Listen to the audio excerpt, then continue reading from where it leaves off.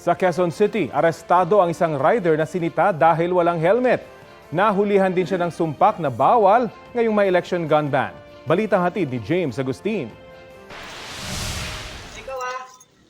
Pinadapa habang pinoposasa ng mga pulis ang isang motorcycle rider na tumakas umano sa Comelec checkpoint sa Quirino Highway, Novaliches, Quezon City.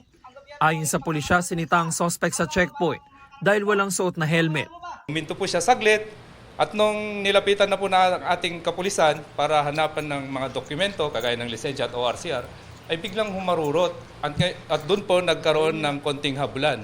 Nung mahuli po natin siya, doon din po natin nalaman na ang motor na dala niya ay wala ring plate number. Ang suspect na si Jomer de la Cruz, nahulihan din ng improvised na barilo sumpa na kargado ng mga bala.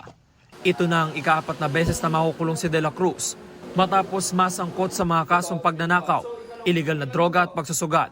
Accordingly, sabi ng barangay, palagi na itong na-involve sa akyat bahay. Wala lang lumulutang na complainant kasi sa sobrang takot sa kanya. Pag-amin ng suspect sa kanyang sumpa. Protection ko lang po yun. So sa inyo yung sumpa? Opo. Bakit po kayo tumakas sa checkpoint? Kinaban po kasi ako, wala po ako lisensya. Maharap ang suspect sa mga reklamong resistance and disobedience to an agent of person in authority, paglabag sa Motorcycle Helmet Act at Comprehensive Firearms and Ammunition Regulation Act in relation to Omnibus Election Code. James Agustin, nagbabalita para sa GMA Integrated News. Sa Las Piñas, 2 po ang inaresto matapos mahulihan ng baril at bolt cutter.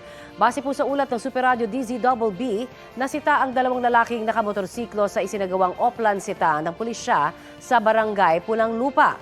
Wala po silang suot na helmet at hindi sila huminto ng parahin ng mga otoridad. Kaya hinabol sila ng mga pulis. Nang maabutan, nakumpiska sa kanila ang baril at bolt cutter. Wala silang pahayag.